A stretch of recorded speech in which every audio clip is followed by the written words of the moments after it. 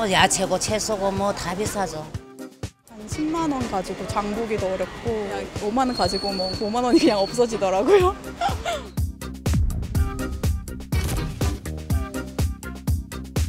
사과. 사과요. 사과가 제일 많이 오른 것 같아요. 정말 금사과 맞아요. 사과를 좋아해가지고 사과 좀 많이 먹고 싶습니다.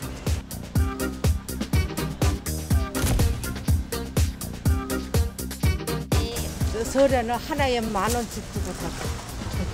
그래서 이것도 오른 거 아니야. 다 흠이 있어요. 흠 있는 거 6개에 10,000원. 나도 아저씨만 드리지. 난 안 먹고.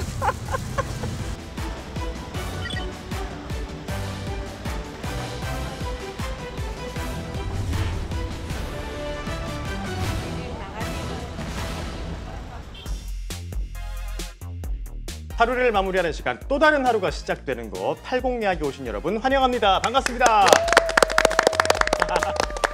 아니 동영 씨가 오늘 또 처음 찾아주셨습니다. 팔공야학을. 그러니까요. 드디어 왔네요. 팔공야학에. 제가 그동안 이 팔공야학에 오면 똑똑해진다는 소문을 들어가지고 너무너무 오고 싶었는데 드디어 제가 이 지식을 좀 쌓으러 왔습니다. 오늘 열심히 공부하고 가겠습니다. 근데 오늘 동영 씨 오는데 교실 좀 뜨겁지 않던가요? 여기 분위기가 지금 뜨끈뜨끈하거든요. 예. 아마 이렇게 뜨거운 이유가 오늘의 주제 때문이 아닌가 하는 생각이 들어요. 뜨거워. 맞습니다. 오늘 주제 뜨거운 감자 아니고 네. 뜨거. 요즘 감자보다 훨씬 더 뜨거운 사과. 네. 딱 알겠죠. 네, 맞아요. 사과가 평소에 굉장히 우리에게 친숙한 과일인데 요즘에는 냉장고에 없어요. 냉장고에 있으면 잘 사는 집이에요. 그러니까요. 냉장고에 없고. 오늘 새롭게 온 친구들은 과연 이 사과값이랑 무슨 상관이 있는지 너무너무 궁금하거든요. 저도 되게 궁금한데 어떤 분인지 한 분씩 한번 소개 들어보겠습니다. 안녕하세요. 저는 6학년, 4학년, 7살, 3살 네 아이를 키우고 있는 사남매 엄마 임정득이라고 합니다. 반갑습니다. 잘 오셨습니다. 네, 어떻게 오셨어요 오늘? 아이 넷을 키우다 보니 밥상 물가를 신경 쓰지 않을 수가 없는데요. 요즘에 사과값이 급등하다 보니 이 현상이 왜 이렇게 일어나는 것인가 궁금해서 이야기도 나눠보고 배우려고 이 자리에 참여하게 되었습니다. 예, 반갑습니다. 반갑습니다. 애들이 사과 좋아하는데. 아이 엄마를 대표해서 또 나와주셨고 그리고 이제 남자분 두 분이 계신데 어디서 오셨어요? 네, 청송에서 왔습니다. 아유, 멀리서 오셨네. 저는 경북 청송에서 사과농사 20년간 지어온 심천택이라는 농부입니다. 팔공야학에서 사과의 모든 것을 또 알리고 밝힌다 해서 이렇게 급하게 왔습니다. 열심히 듣도록 배우도록 하겠습니다. 예, 반갑습니다. 20년차 베테랑 농부께서 또 나와주셨습니다. 사과농사 짓고 계시고 또 젊은 분이신데 어디서 오셨어요? 네, 안녕하세요. 저는 제 고향이 봉화를 너무나 좋아해가지고 농대 공부를 마치자마자 할아버지, 아버지를 이어서 3대째 이렇게 사과 과수원을 운영하고 있는 청년 농업인 박준혁이라고 합니다. 예, 반갑습니다. 예. 한 대가 사과나무를 심으셨대요. 대단합니다. 베테랑 농부와 또 청년 농부의 오늘 대결도 한번 또 재밌게 지켜봐야 될 것 같아요. 예. 근데 사과 가격이 왜 이렇게 올랐는지 정말 궁금하지 않나요? 맞아요. 너무 궁금해요. 왜 이렇게 올랐는지 오늘 선생님 모시고 그 비밀을 하나하나씩 좀 파헤쳐 보면 좋겠습니다. 선생님 나와주세요.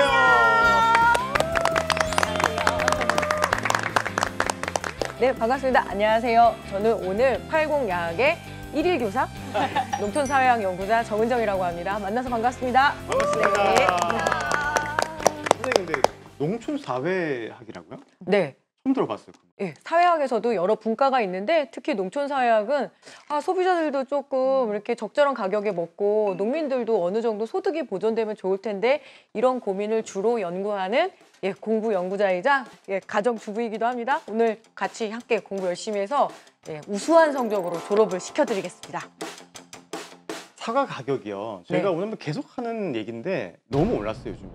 사과가 점점점 우리랑 멀어지고 있다는 생각이 들어요. 선생님도 그렇게 느끼지 않으세요? 가면 안 될 텐데요. 그렇죠?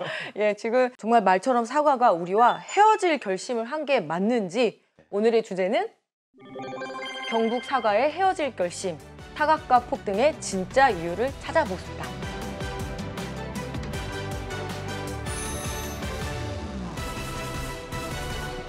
사과하면 대구잖아요. 네, 맞아요. 맞죠? 그럼요. 대구하면 사과하면 대구입니다. 무조건이죠. 저는 어릴 때부터 주입식 교육을 받아가지고 너무너무 이게 머리에 딱 박혀 있어요. 똑똑 한국하면은 무조건 대구 사과, 사과 대구 이렇게 짝지어져 있는데 맞습니다. 저는 어렸을 때 TV에서 능금 아가씨 선발대도 진짜 많이 봤었거든요. 맞아요. 네. 90년대 초중반까지도 저희 네. TV에서 중계를 했던 기억이 있어요. 저도 봤었거든요. 맞아요. 맞죠? 사과를 많이 먹어서 대구 아가씨들이 미인이 많다는 얘기가 있잖아요. 네. 맞아요. 대구가 진짜 이 사과랑 때려야 뗄 수가 없다라는 진짜 증거가 있는 이유가 있거든요. 아, 그래요? 네. 실제로 우리나라에서 첫 번째 사과나무가 바로 이 대구에 있다는 거 아니겠습니까? 동산의료원을 지은 그 선교사 의사분과 그분들이 여기 앞에 사과나무를 지어가지고 예. 그 이후부터 우리나라의 사과가 이렇게 퍼지기 시작했다 이런 얘기를 제가 들었거든요. 네, 맞습니다. 그리고 여전히 외지 사람들이 대구하면 사과 생각을 하거든요. 예, 사과의 유통의 핵심 지역이기도 하니까 역시 대구와 사과는 뗄래야 뗄 수가 없고요. 과거에 우리가 이제 대구가 주산지가 사실은 맞습니다. 맞지만 지금은 네. 사과가 경북이 1등, 그리고 청송이 1등. 그러니까 면적 그리고 생산량이 가장 많은 데가 청송입니다. 그래서 청송이 사과의 1등이라고 생각하시고 청송 사과 항상 생각 많이 하시고 드시면 좋겠습니다. 오늘 혹시 뭐 청송 홍보대사 자격으로 오신 거 아닌가 그런 생각이 드는데 질 수 없다 봉화. 봉화 맞습니까? 저 청송도 유명하긴 하지만 저희 경북의 가장 위쪽인 봉화군이 위도도 높고 고도도 높아서 일교차가 크기 때문에 또 유독 아삭아삭한 사과를 또 많이 생산하거든요. 그렇기 때문에 이제부터는 좀 청송뿐만 아니라 봉화 사과까지도 좀 관심을 가져주셨으면 좋겠습니다. 다들 사과 좋아하시죠? 너무 좋아하죠. 없어서 못 먹어요, 네. 사실. 아무래도 이 사과 가장 선호하는 과일 중에 하나예요. 저는 사과 싫어한다는 사람은 본 적이 없는 것 같아요. 맞아요. 네. 그리고 사과가 갖는 미덕이 있거든요. 아주 부자들만 먹을 수 있는 과일도 아니고 중위소득 이하의 가정에서도 사과 정도는 갖추고 먹을 수 있었다라는 거죠. 저장성이 좋거든요. 보통 사과를 뭐라고 얘기하냐면 국민의 비타민 보급소라고도 이렇게 이야기를 하거든요. 저희 집 같은 경우도 선생님, 네. 제 어머니께서 사과를 정말 좋아하셔가지고 1년 내내 사과를 이제 빼놓지 않고 먹는데 한 몇 달 동안은 못 때려놨어요. 너무 네. 비싸고 네. 비싼데 또 그 품질이 많이 떨어지고요. 예전만 못해가지고 저희 집도 아이들이 유일하게 다 좋아하는 과일이 사과거든요. 일주일에 한 번 정도는 사과를 사러 가는데 4개에 12,000원 정도에 구매를 해가지고 아껴 먹게 되더라고요. 네. 그래서 저희도 살짝 부담이 되더라고요, 이제는. 하도 이제 사람들이 가격이 많이 오르다 보니까 우스갯소리로 8만 전자 위에 9만 사과 있다. 막 이런 얘기까지 하더라고요. 예, 시중에서 뭐 거의 10kg 한 박스에 도매가가 막 9만 원까지도 올라가고 그러니까요. 지난 그 명절 전후로 그랬었거든요. 그런데 대체 이렇게까지 사과값이 오른 이유를 우리 학생들은 어떻게 생각하시나요? 제가 선생님 또 뉴스를 또 진행하지 않습니까? 네. 제가 네. 뉴스를 했는데 작년에 그 사과 그 수확량이 굉장히 안 좋았대요. 일단은 이제 수확량의 준 게 가장 큰 이유 아닐까요? 네, 맞습니다. 그러면 또 질문. 수확량은 왜 줄었을까요? 우리 이거 동영 학생이 알 것 같아요. 제가 이 기상캐스터로 활동을 하고 네. 있잖아요. 그래서 맨날 그 날씨를 전하면서 작년에 여름이 굉장히 뜨거워서 30도를 웃도는 날씨가 계속 이어졌어요. 그래서 이 사과가 잘 자랄 수가 없었다. 뭐 이런 얘기를 들었는데 기후 위기 때문이 아닐까요? 너무나 정확하게 말씀해 주셨습니다. 이 사과는 원래 서늘한 기후에서 굉장히 잘 자라는 혼행성 과일이라고 하거든요. 그러니까 너무 뜨거운 데에 있으면은 이렇게 화상도 있기도 하고요. 그리고 맛도 없어지기도 하고 그런데 아시다시피 날씨가 너무 뜨거워졌잖아요. 근데 뜨겁기만 한 것이 아니라 꽃이 한창 잘 피고 있는데 갑자기 서리가 오고 무언가 이렇게 우리 천택 학생처럼 베테랑 농민들도 이 날씨를 예측하지 못하게 된 거죠. 맞아, 종잡을 수가 없어요, 날씨가. 네, 그렇습니다. 이상해요, 날씨. 준혁 학생, 작년에 사과꽃 어땠어요? 예상보다 너무 냉해 피해로 네. 죽어가지고 저희도 평년에 비해서 한 40%밖에 결실을 네. 그렇게 피해를 많이 받았습니다. 이 활짝 핀 꽃이 사과가 되는 거잖아요. 근데 얼어버리니까 당연히 품질 좋은 사과를 수확할 수 없고 소비자들은 맛도 없는데 왜 이렇게 비싸지? 이 이야기를 할 수밖에 없었던 거죠. 저도 이제 2,000평 밭에 1,000개 정도를 수확을 해야 되는데 150개도 수확을 못했습니다. 아이고. 약값 빼고 인건비 빼고 사실 남는 거 없죠. 네. 그리고 사과 한 상자에 20만 원 가도 약값 반도 안 됩니다, 사실. 네. 근데 이 냉해 피해는 전초전이었다고 해요. 6월에는 또 갑자기 비가 너무 많이 오게 된 거죠. 맞아요. 자, 사과가 빨개지려면 어떻게 해야 될까요? 해가 쨍쨍 나요. 예, 바로 햇빛을 잘 받아야 되는데 비가 내렸다가 이 습기를 가득 머문 상태에서 또 갑자기 너무 더워지는 거예요. 사과가 사우나. 우리 사우나 들어가면 굉장히 더워서 헉헉대잖아요. 그리고 기운이 이렇게 없잖아요. 그렇죠. 예, 작물도 똑같은 거죠. 자, 그리고 여기서 멈추지가 않았죠. 작년 8월에 어땠습니까? 너무 큰 태풍, 카눈이 예. 왔었거든요. 그래서 물폭탄이 그냥 하늘이 뻥 뚫린 것처럼 거의 물이 쏟아졌잖아요. 네. 이렇게 되면서 과수 농가가 초토화된 거죠. 춥다가 갑자기 덥다가 여기에다가 물폭탄까지 이 이상기후 3종 세트가 터지게 되면서 과연 그러면 사과가 충분히 공급될 수 있었을까요? 예, 바로 여기에서 당연히 사과 생산량이 줄어들었고 네. 그러다 보니까 아무래도 양은 적고 좋아하는 사람은 많고 그렇다 보니까 사과값이 천정부지로 뛰었다라고 이렇게 느껴서 금사과 뭐 이런 이야기가 나오게 된 거죠. 선생님, 근데 사실 기후위기가 어제 오늘 일이 아니잖아요. 네. 갑자기 이렇게 얘기하는 게 아닌데 이미 뭐 강원도가 사과의 주산지가 될 수도 있다 이런 얘기를 하시면서 어제 오늘 일이 아닌 것 같거든요, 이게. 네, 계속 북상을 할 수밖에 없는 거죠. 그래서 사과 주산지가 이제 강원도 쪽으로 옮겨간다는 것도 맞습니다. 통계가 하나 있어요. 지난 30년간 사과 재배 면적이 대구, 경북은 무려 44%나 줄어든 거죠. 절반 가까이 줄었네요. 강원도는 그러면 얼마나 늘었냐면 무려 247%가 늘어났습니다. 평창 사과, 홍천 사과, 이제는 정선군. 정선 생각하면 굉장히 춥잖아요. 네. 이런 지역에도 그 사과가 생산이 되는데 문제는 뭐냐면 수치상으로는 굉장히 큰 변화긴 하지만 우리 대한민국 사과 100개 중에서 한 70개 정도는 다 대구, 경북이 생산을 했었거든요. 네. 여전히 대구, 경북의 생산량이 많고 강원도가 그만큼의 생산량을 대지 못한다라는 거죠. 그럼 아직까지는 네. 그래도 우리나라 사과 주산지의 타이틀을 유지할 수 있다는 건가요, 선생님? 대구, 경북이? 유지할 수 있는데 네. 지금 우리가 이렇게 대책 세우지 못하고 사과에 대해서 공부를 제대로 하지 않는다라면 아마 경북 사과가 화가 나가지고 떠날 수도 있어요. 그럼 강원도한테 뺏길 수도 있단 말이에요? 안 돼요, 안 돼요. 경상북도의 사과 농사가 무너지면 우리 정득 학생은 정말 아이들한테만 사과를 주고 정득 학생은 먹지도 못하는 그런 상황들이 계속 벌어질 수도 있어요.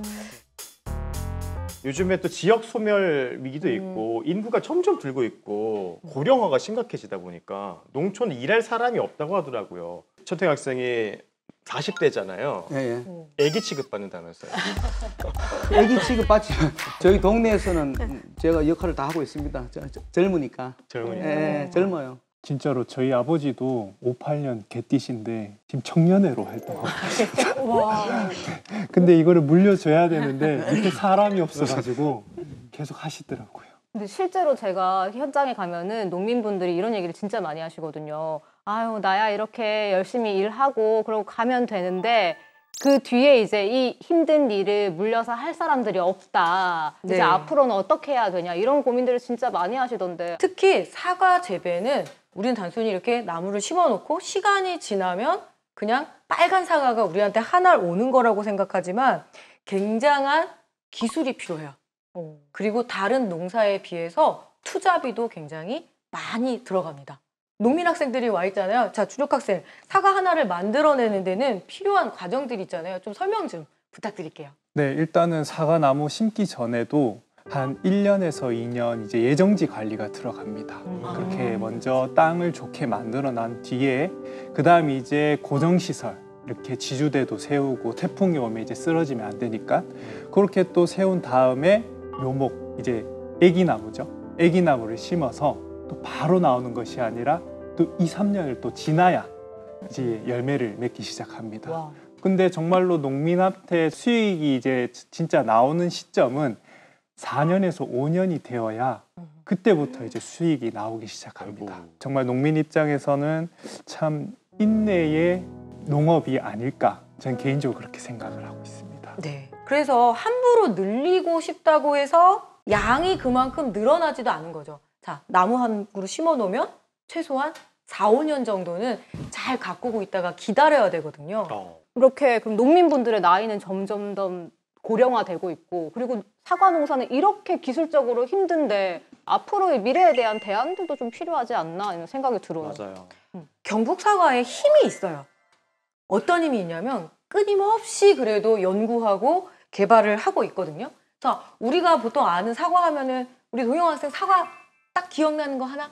사과, 부사! 예, 그죠. 우리는 보통 부사를 기억을 하는데요. 품종도 많이 다양해졌다고 해요. 대한민국에 지금 이제 품종이 아주 다변화되어 있어요. 그러니까 문경 같은 경우에는 이제 감홍, 감홍, 예. 용주에는 엠부, 엠부. 그렇게 엠부. 청송은 예전에는 만생종 사과인 부사, 네. 저장성이 강하고 이런 농사를 했는데 지금은 황금 사과라고 그래갖고 색이 황금색 나는 사과가 있어요. 시나노 골드. 시나노 골드 맞습니다. 예. 봤어요. 맛있어요. 그거 진짜 예. 맛있더라고. 진짜 그렇게 하듯이 경북에도 네. 지역에 맞는 어떤 특색이 있는 과일들을 개발을 하고 품종을 보급을 해서 그렇게 가야 될 것 같고요. 앞으로 대형 개인적으로 그 시나노 골드 품종 네. 진짜 좋아하거든요. 처음 나왔을 때 아는 후배가 이제 줘서 먹어봤는데 너무 맛있어서 해마다 이제 시나노 골드 사 먹고 있는데 그게 어떻게 대안이 될 수 있냐 천태가 학생 그게 이제 상관없어요? 시나노 골드는 저장성도 강하고 과즙도 많고 경도도 좋고 꽃이 펴가지고도 이렇게 서리 피해서도 좀 강하니까 그런 대안이 좀 될 수 있고 우리 청송에서는 지금 집중적으로 황금사과 열심히 재배하고 있습니다. 예. 시나노 골드 조금 더 사 먹어야겠네요. 네네 앞으로는 네, 시나노 골드 그러니까 알겠습니다. 빨간 사과 시장이 있다면 앞으로 노란 사과 시장, 황금 사과 시장도 같이 갈 수 있다고 이렇게 생각하고 그렇게 생각하시면 됩니다. 알겠습니다. 저는 이제 경북 농민 사관학교라고 이제 사과반 과정에 매주 이제 내려옵니다. 내려와서 그런 마이스터분들, 멘토분들을 찾아가서 이제 배우고 있는데 저는 특히나 사과 노지 스마트팜을 선도적으로 또 최초로 하시는 멘토님을 만나서 네. 이제 어떻게 하면 최대한 짧은 시간에 많은 양을 생산할 수 있는 그 초점을 맞춰서 이제 내년부터 이제 저도 생산량 증대에 일조를 하려고 뒤따라가고자 합니다. 그러니까 지금 준현 학생이 얘기를 했지만 스마트팜 대안이 될 수 있지 않을까요? 지금 하고 계신 분들이 조금씩 늘어나고 있는 것 같거든요. 예, 스마트팜도 좋은 대안이 될 수 있어요. 경북 안동시 같은 경우에는 1만 제곱미터에 달하는 전국 최초 사과 스마트팜 모델을 도입한 지역이거든요. 네. 이 시간에 맞춰서 자동으로 액상 비료도 뿌리고 생육에 맞춰서 온도와 습도도 조절을 하는데 근데 스마트팜 농업이 갖고 있는 장점도 있지만 한계도 분명합니다. 어떤 거죠? 저절로 돌아가진 않죠. 스위치를 눌러야 되죠. 자, 그럼 그 스위치는 눌렀을 때 어떻게 해요? 예, 발전기가 돌아야 되죠. 그렇죠. 즉 전기 요금의 문제가 남습니다. 에너지의 문제가 남는 거죠. 지금 모든 농민들이 스마트팜으로 그리고 아주 기술적으로 완벽한 시설 재배를 하고 싶어도 막상 도전하기가 어려운 게 시설 투자비도 비싸지만 내가 이거 사과 혹은 이 농작물을 팔아서 과연 이 전기 요금을 다 낼 수 있을까? 이런 현실적인 고민들도 하는 거죠. 이제는 더 이상 전통적인 농업에만 매달릴 수는 없죠. 기술적인 발전도 이루어야 되고 품종 개량도 이루어야 되고 또 경영 효율성도 높여야 되지만 하지만 단순히 인건비를 절감하는 차원으로 접근해서는 굉장히 한계가 있을 것 같거든요. 그래도 엄연히 한국에는 200만 명이 넘는 농민들이 계세요. 그러니 농민들이 안정적으로 농사를 이어갈 수 있게끔 이런 경영 안정화 그리고 기술 안정화를 지향을 해야 되는 거지 사람이 없는 농업?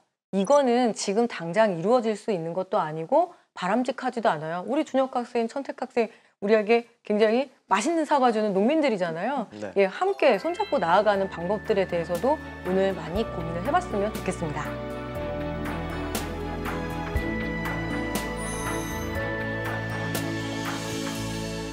이렇게 막 대안을 생각하는 농민분들도 계시고 있다 보니까 요즘은 그래도 조금은 이 사과에 대한 시끄러움이 조금 덜한 것 같기는 하거든요. 네. 예전보단 좀 덜한 것 같아요.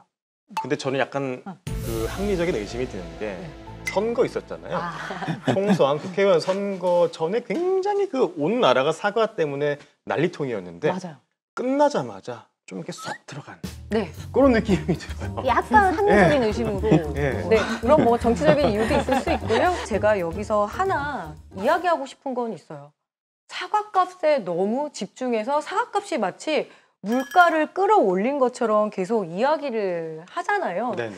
우리 정부가 계속 물가를 낮추는 전략으로만 간다라고 한다면 언뜻 보면은 농민들은 그러면 물가를 올리는 물가의 주범이 돼버리는 거거든요. 자, 농림축산식품부는 우리의 먹거리, 즉 생존과 직결된 부처입니다. 원래 목표가 있어요. 자, 농림축산식품부. 농업과 임업과 축산업을 잘 진흥해서 생산자들도 잘 살 수 있고 그리고 먹는 소비자들도 함께 상생할 수 있는 그런 정책들을 짜는 부처거든요. 근데 최근에 농림축산식품부는 계속 물가 안정, 물가 안정. 그것만 계속 집중하고 있다는 거죠. 그래서 이 문제가 농민들은 많이 섭섭하셨을 것 같아요.